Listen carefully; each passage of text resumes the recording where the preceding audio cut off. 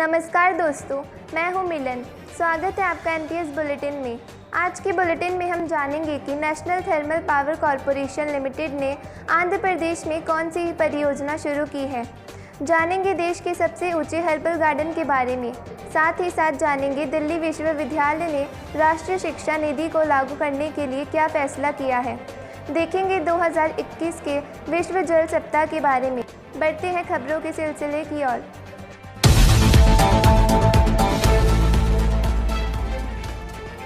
आंध्र प्रदेश के विशाखापट्टनम ने देश के सबसे बड़ी फ्लोटिंग सोलर फोटोवोल्टिक परियोजना शुरू की है। जानते हैं इस विषय पर हमारे साथी कृति और हर्षिता भट्ट से। National thermal power corporation limited ने आंध्र प्रदेश के विशाखापट्टनम में स्थित अपने सिमहाद्री थर्मल स्टेशन के जलाशय पर 25 मेगावाट की सबसे बड़ी फ्लोटिंग सोलर फोटोवोल्टाइक परियोजना शुरू की है।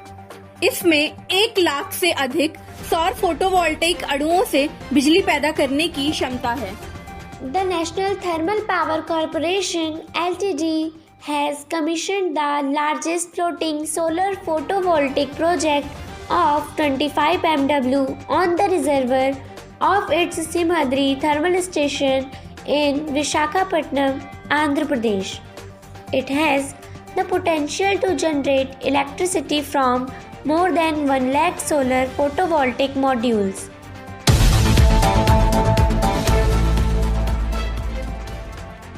साथ ही हर्षिता और दीपिका से जानते हैं उत्तराखंड में सीमांत गांव में स्थित हर्बल गार्डन की विशेषता के बारे में। उत्तराखंड के चमोली जिले के माड़ा गांव में 11,000 फीट की ऊंचाई पर स्थित भारत के सबसे ऊंचाई वाले हर्बल गार्डन का उद्घाटन किया गया। पार्क का उद्देश्य विभिन्न चिकित्सकीय और सांस्कृतिक रूप से महत्वपूर्ण अल्पाइन प्रजातियों का संरक्षण करना और उनके आवास परिस्थिति पर शोध करना है। इसे क्षतिपूरक वनीकरण निधि प्रबंधन और योजना प्राधिकरण योजना के तहत विकसित किया गया है।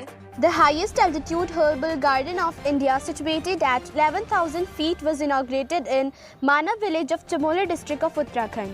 The park aims to conserve various medically and culturally important alpine species and to do research on their habitat ecology. It has been developed under the Compensatory Afforestation and Management and Planning Authority scheme.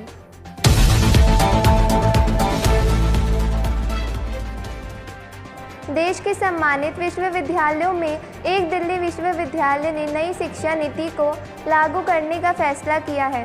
आइए सुनते हैं ये खबर साथी साक्षी कानपुर और अमनदीप से। दिल्ली विश्वविद्यालय ने राष्ट्रीय शिक्षा नीति शैक्षणिक सत्र 2022-2023 से लागू करने का फैसला किया है। अकादमिक मामलों पर स्थायी समिति ने छात्रों के लिए 4 वर्षीय स्नातक कार्यक्रम 2022-2023 में नीति को लागू करने की मंजूरी दे दी है। विश्वविद्यालय ने एनईपी के कार्यान्वयन पर नज़र बनाए रखने के लिए 42 सदस्यीय समिति का गठन किया है। The Delhi University has decided to implement the National Education Policy from 2022 to 2023.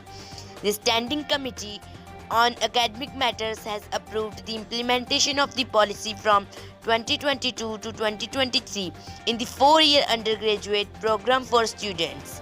The university has formed a 42-member high-powered committee to look into the NEP's implementation.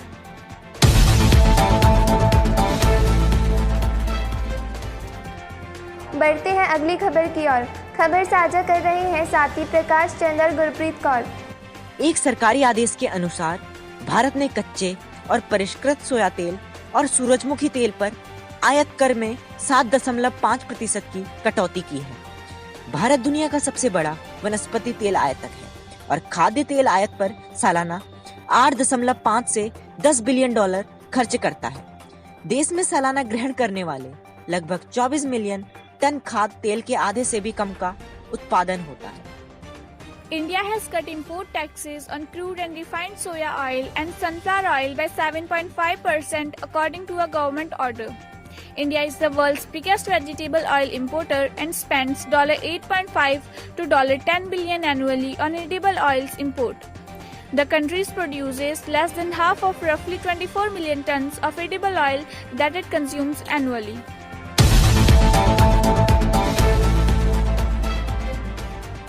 दुनिया भर में विश्व जल सप्ताह बनाया जा रहा है। जानते हैं इस सप्ताह के बारे में अंशिका राणा और रोहित भट्ट से। विश्व जल सप्ताह 23 से 27 अगस्त 2021 के दौरान मनाया जा रहा है। ये 1991 से स्टॉकहोम अंतर्राष्ट्रीय जल संस्थान द्वारा आयोजित एक वार्षिक कार्यक्रम है। ये वैश्विक जल मुद्दों और अंतर्राष्ट्रीय विकास से संबंधित चिंताओं को संबोधित करता है। वर्ष 2021 की थीम तेजी से लचीलापन बनाना यानी बिल्डिंग रिसाइलेंस फास्टर है। The World Water Week is being observed from 23 to 27 August 2021.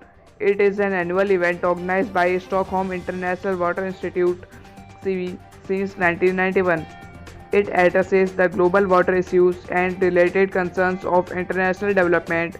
The theme for the year 2021 is Building Resilience Faster.